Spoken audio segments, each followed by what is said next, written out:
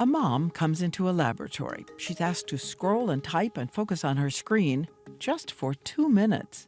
The videotape showing something maybe adults don't see when we're home alone. This is not about parent guilting because parents feel so torn and sometimes we have to get things done. This is 2.5-year-old Jensen. I think he's about to suss out that she's on the device. It takes just 15 seconds for Jensen to start his campaign to get Mom Melissa to look up from that screen. We have some other things we do, Mommy. We have some other things to do, Mommy. And he just walks away. Yeah. This mom is helping researchers replicate a study for us. She's doing something very difficult for her. Asked to keep looking down. And remember, just for 2 minutes. Come on, Mommy. He repeats the plea 7 times. We have another thing to do, Mommy.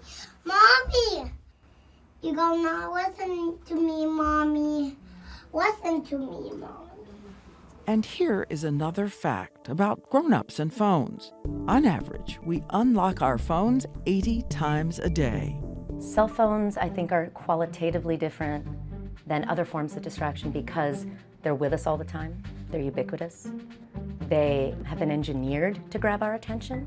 In the old day, phones were chained to the wall, but today a child sees our heads go down, our eyes rivet on something or someone else. What you have is that little sneak down. You've all noticed it at dinner conversations. And basically it means, I'm not talking to you anymore. I'm pretending to talk to you.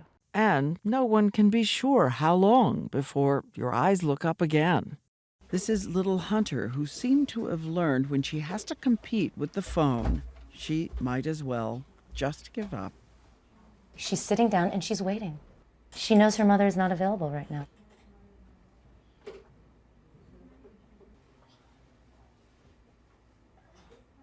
When it was over, Jensen, come here. Give a hug. Jensen's mom said it was a revelation. I was actually really surprised at his reaction. So did this mom. I think you don't realize when you're at home in your own environment. I think I'll pay attention more now to not pick my phone up. The American Academy of Pediatrics recommends that kids under 18 months should avoid screens entirely, with the occasional exception of a few minutes of FaceTime with family. I love you. I really don't want to be guilt-tripping parents with this study or the implications, but I do want this study to be a wake-up call.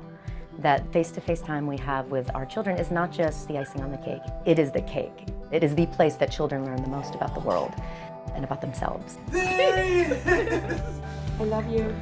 I love you.